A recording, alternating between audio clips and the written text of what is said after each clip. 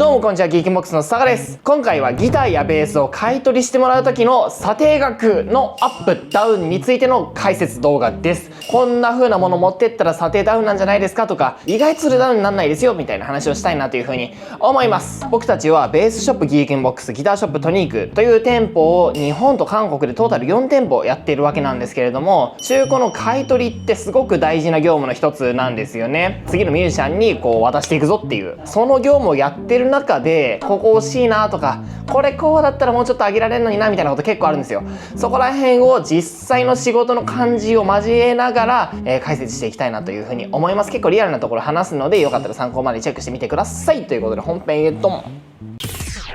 まず最初によくあるのが、壊れているから査定額ダウンというものですね。これ一見するとそれはそうかってなると思うんですけど、必ずしもそうでもない場合もあるんですよね。壊れてるもいろいろあって、音が出ないとか、ネックが歪んでいるとか、トラスロットがもう動かないとか、いくつかあるんですけど、僕たちはリペア部門があるので直して売れるんですよね。ただその場合でもね、どうしても実費分、人件費分みたいな感じでは少しねダウンはしたいなっていうふうに思うんですけど、これがリペア部門がない業者さんだったり、楽器の専門店じゃないところだったりすると、やっぱり思いっきりダウンさせられますよね。直せないので。皆さんも壊れた楽器買う時って、これ修理したらこんぐらいかかるかなとかなるじゃないですか。やっぱその分は下げられちゃいますよね。だから場合によってはリペアショップで直してから持っていくとか、そうしたことも査定アップの方法としては有効かなと思いますね。リペア部門がないお店も結局修理に出すっていうパターンもあると思うんですよ。あると思うんですけど、修理に出すっていう行為にはやっぱり人件費がかかってくるので、よりは先に自分でやっといて、そこから査定に出すみたいなことの方が有効なパターン多いんじゃないかなと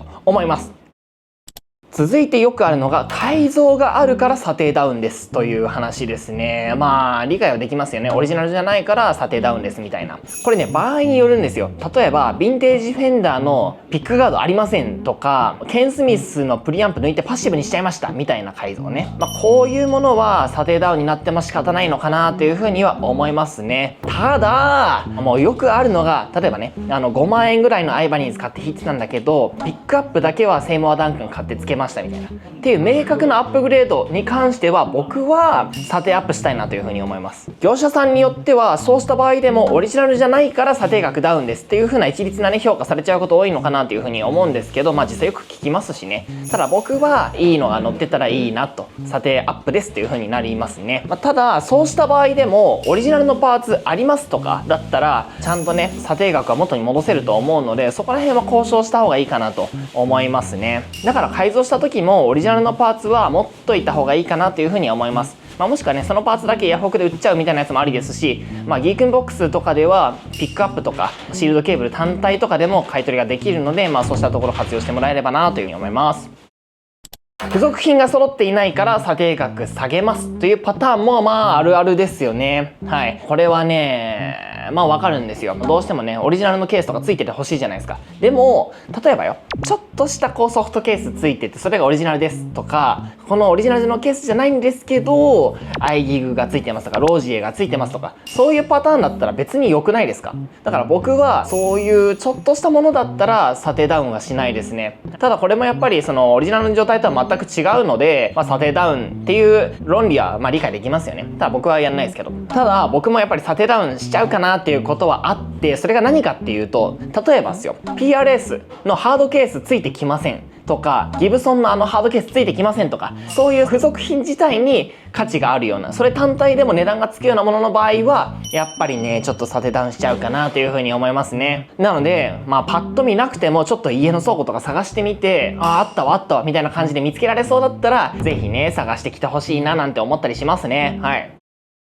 次によくあるのが、汚れてるですね。シンプルな話ですよね。汚れてたら査定ダウンになりますかっていう話があって、これもね難しいところなんですけど、一般的にはなっちゃうかなと思います。僕たちは磨くので、普通に売る時に綺麗なもの売りたいじゃないですか。磨いて売るので汚れがついてるとかそんなもんは別にどうでもいいんですけど、ただパッと見の印象ってやっぱりありますし、そこら辺はね磨いて出した方がいいんじゃないかなと思います。デメリットないですよね、磨いて出す。あとは磨いても取りきれない汚れだったりするとちょっと難しいので、で、そこら辺は査定ダウンの要因になっちゃうかなと思います。でもこう磨いてこう汚れがなくなるとか、そういうことはあり得るので、磨いた方がいいんじゃないっては思いますね。汚れてる状態でこう持ってこられて、これ磨いたらなくなるかなとか、もしくはこの下に傷とかあったりするのかなとかっていうね、ところがあると、どうしてもね、値段上げづらい理由にはなっちゃいますよね。だからまあ、お別れですしね。はい、愛情もありますから、そこら辺はちょっと磨いて持ってくるのがいいんじゃないかなっていう気は正直します。はい。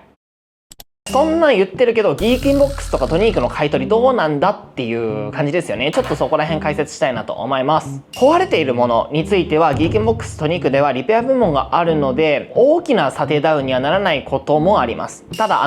修理はしなきゃいけないので、販売にあたって、原価分っていう感じですね。例えば、リペアだったりすると人件費が主な部分なんですけど、人件費が1万円かかったから、リペア費用ちょっと1万5千円ですよとか、まあそういった風にね、ビジネスに成り立つんですけど、1万円かかったからじゃあ1万円分ちょっと引かせてくださいみたいな感じで査定ダウンが行われますね。これがリペア部門ないとどうしてもそうはいかないので、まあそこら辺はね、社内でリペアができるギークインボックスとかトニークのすごくいいところかなと思います。改造についてはですね、さっきもお話ししたんですけど、僕にとってはそのアップグレードは全然査定アップの要因になりますね。だからそこは全然心配しなくていいかなと。ただ、詳細不明だとどうしても難しいので、これね、段階に変えたんですよとかめっちゃアピールしてほしいです。めっちゃ音いいんですよとかね。あと、好みが分かれる部分。例えば、フレットレスに変えましたとか、プリアンプ変えましたとか、プリアンプつけちゃいましたとか、まあ、そこら辺については、ちょっと僕の好み次第というか、担当者の好み次第のところもあるかなと思います。例えば、アッシュメイプルのジャズベにバラス乗せて、プリアンプ XTCT つけちゃいましたみたいな。オリジナルパーツありませんみたいな。これ査定ダウンですかアップですかって言われたら、それはもうアップですよ。アッシュボディのメイプル指板にバラス乗せて、XTCT つけちゃったの？それもアップよ。っていうこともあるので、気軽に相談してもらえればなっていう感じです。そしてね、付属品についてなんですけれども、自社で作ってるものも結構あるので、うちは。だからそれ代わりにつければいいやみたいなところがあるかな。まあ、そんなに大きくはダウンしたくないなとはいつも思ってはいますね。正直、付属品はあくまで付属品だし、ギターとかベースそれ自体の価値を感じて仕事したいなとは思うので、そうなんですけど。まあ、ただ、どうしてもね、皆さんがこう価値を感じているようなものに関しては、どうしても下げざるを得ない部分は正直あるかなと思いますね。やっぱりギターが多いかな。でもそれは、PRS とかギブソンとかのハードケースかっこいいじゃないですか。あれないと、ないんすかってやっぱなるもんね。俺も自分がギタリストだとして PRS 買いに行って、ハードケースないんで、ちょっとこれつけますみたいな感じで違うの出てきたらちょっと嫌だもんな。それはね、やっぱり思いますね。っていう風な査定のアップとかダウンとかはあるんですけど、その他の部分でも、ギークンボックスは結構頑張ってね、やっていて、GIB 横浜、GIB 兵庫、トニーク横浜、そして GIB ソウルですね。ここでの店頭買取、もちろん可能なんですけど、配送買取もやってます。はい。配送買取っつっても、段ボールねえよみたいな話あるじゃないですか。ギターとかベースとか入れる段ボールなんて普通流通してないんですよ。それ、うちがあげます。無料です。プチプチも全部一緒にあげます。これも無料です。で、それを着払いで送ってほしいんですよ、うちに。送料払わないでほしいんです。送料はうちが負担します。届いてみて、やっぱりこれちょっと聞いてなかった傷あるなとか、聞いてなかったあれがあるなみたいな感じのは、ある時はどうしてもね、査定ダウンになっちゃうかなと思うんですけど、もしちょっと納得いかねえなっていう時は、キャンセルしても大丈夫です。その場合の返送の送料ももちろん無料です。見積もりも全部無料です。これね、全部無料にすると分かりやすいんですよ。はい。心配事ってちょっと嫌じゃないですか。だし、実際さ、これいくらですかってオンラインで聞いて、15万円ですって言ったもの、じゃあ送りますって言って15万円送ったら、これね、ここに傷あるからね、もう13万円ですね、みたいな。はぁってなるじゃないですか。僕たちはできるだけそういうことがないようにしてるんですけど、ちょっとした傷程度だったらそんな下げないです。ただ、トラスロットもうダメだなとか、そういうのはね、ちょっとね、変わるんですけどね。なのであれなんですけど、ただそれでも、そうなんだみたいな。もう俺は結構気に入ってるから、ちょっと今回やっぱなしで、みたいなパターンも全然大丈夫。全部キャンセル無料です。お客様の負担は基本的には全然ないです。基本的にはっていうか、いただいたことないかな、今までで。あるかな、最近はないです。少なくとも。あるぞよっていう方いたら、言ってもらえれば、ちゃんと、ごめんなさいしてお金返しますんで言ってください。もしかしたらあるかもしれない。ないと思うけどね。あとはね、出張買取なんかもやってたりするので、ぜひぜひね、一度ご相談いただければなっていう感じですね。何も費用かからないので、一回見積もり出してみるだけだったらいいんじゃないでしょうか。